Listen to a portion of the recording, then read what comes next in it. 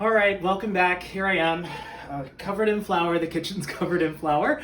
But part three, we are rolling out the two pastry crusts that I made earlier this morning before I started work. To spare you from watching me tediously roll both of those crusts out, I already did them. However, this is the top crust here right now. This is what I have. I have this nice little handy dandy pastry mat, which is nice because I can just sort of pick everything up and dump the flour instead of getting it truly all over the place. But I like to set myself up with that. Obviously my dough, extra flour because you have to keep constantly reflouring your rolling pin or it will stick and break your dough as you're rolling it out. And I also have a small bowl of cold water because in case any cracks happen, you can repair those quickly if you just dab your finger in the water, rub it along where you want to patch the two seams back up again, and then dab it together with some water, and then I take some of the flour on the side and just sort of like rub it on there to dry it off, roll it out, good as new, yay, never cracked. Cracks happen in pastry. I always watch everybody on like professional cooking shows rolling out this perfectly circular dough with absolutely no cracks, and I'm like, yeah, right. At home, they happen. All you have to do is patch back together with water, roll it out, it'll be fine, trust me. So this is the top crust, and just so you know, when you're rolling out dough, never roll over the edge. When you're rolling it, take it just to the edge and stop there, because it will just make your dough difficult and it will crack more easily. So just like never just go over it, though you do want to apply a fair amount of pressure when you're doing this. Really, how large you have to roll it out depends on your pie pan. So roll it out where you think it's large enough. Put your pie pan over it to test it to make sure you have enough overhang, and you're good. No matter what, though, it should be about 1/8 of an inch thick. If it's too thick, it won't crisp up, it won't cook fully, and of course, sirens and everything happening in the background. New York. But anyway, it won't crisp up and it won't get flaky and it'll get soggy and limp and uncooked, and nobody like that. Okay, so I am going to, the way I transfer this is once it's rolled out to my liking, I take the rolling pin and then sort of carefully, can you see that, Ken? Mm-hmm. Gather up gently, making sure it releases. And if you well floured your mat or your counter, this should be fine. And just gently, I'm not putting any pressure to compact this at all. Roll it up on my rolling pin. Set that over to the side. Now, I always, when I'm doing a two crust pie, will roll out my bottom crust first. And yay, put it in the plate. If I were doing the bottom crust like this, I would roll it over gently to drape it over. And then you do need to sort of like pick it up and make sure that it slumps into the sides as opposed to stretching the dough, because if you stretch it, you might tear it, and it'll just bounce back to whatever position it is. So if you sort of like nudge it into the sides, that's the best way to do this. And then obviously I have a little bit of an overhang, which is great.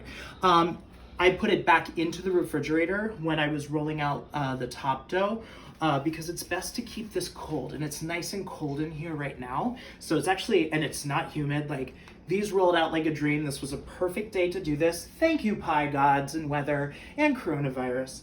All right, so now we want to fill this. I have been cooling the chicken stew, which we made earlier today. This is at room temperature. P.S. I let this sit out once it came to room temperature for 2 hours. If you are, which is safe, no bacteria, you know, that's the food safety guidelines. I would put it in the fridge if you need to use it later or have to go over 3 hours. But that's good. Oh, I need a spoon here. All right, spoon. So what I'm going to do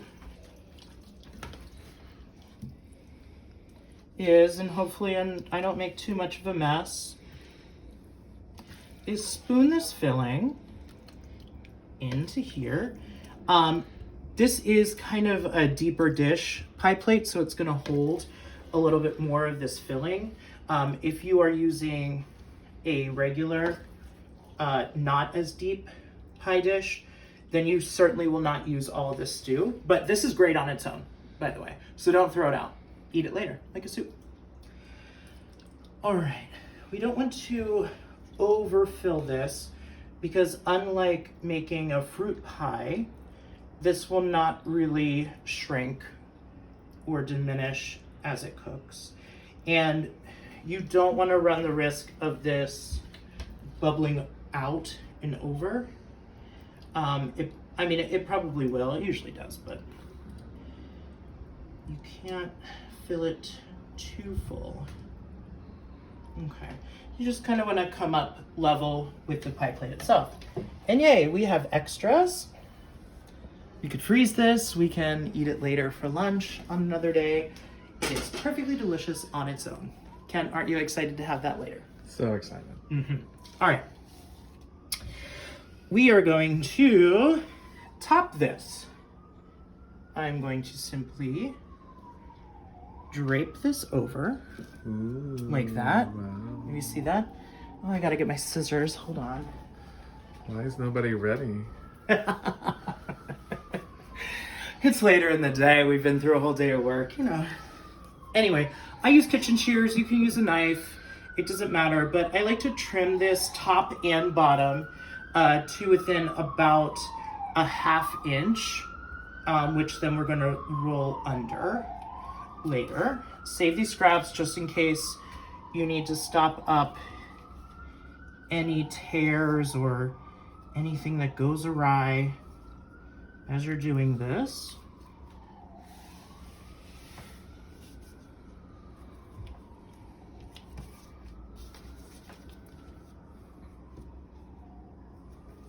I'm just kind of feeling with underneath here with my fingers where the end of the overhang of the dish is, and then cutting just a little bit out from where that lands. And again, I'm cutting through both overhangs.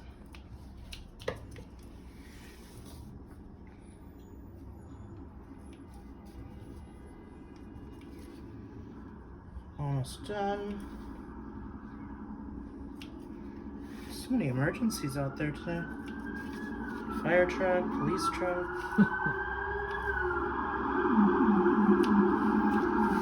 Okay.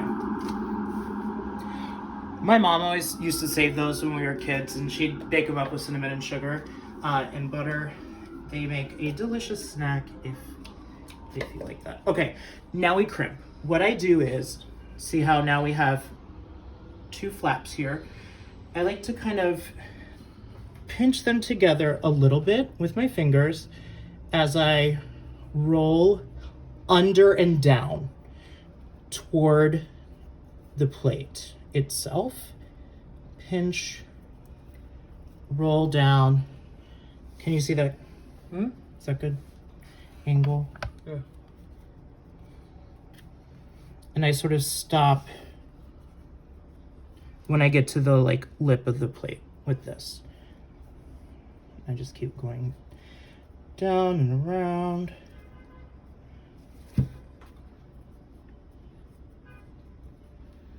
I'm sure this is really fun to watch.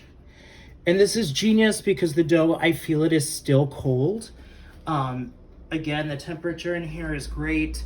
If you're making this on a nice summer day, you might need to pause in between these steps and throw it into the refrigerator or the freezer for a couple minutes, just because, again, like we were doing this morning, if the fats in your crust start to melt, it's no good.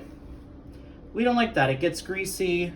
You will not have the flaky layers that you're gonna wanna have after all of this work that you put in throughout a day to make this pie.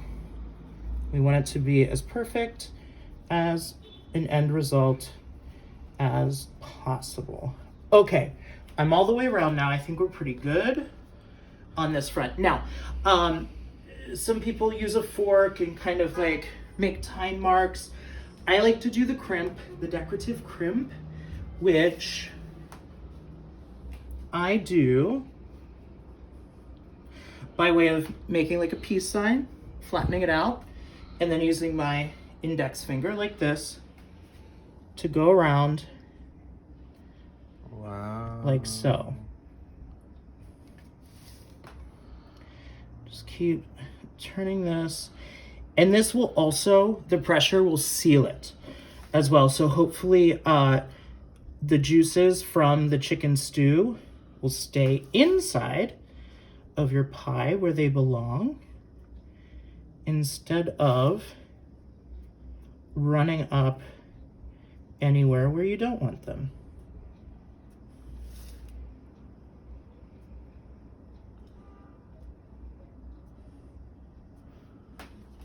Great. Okay. Now, we have to make some slits in the top. So we let the steam escape. If you forget this part, your pie will explode because the steam will build up in it and it'll make a mess. Do not forget. And it doesn't matter how you do this. You can make them however you want. What I like to do normally is try to find like the center or so and make some cuts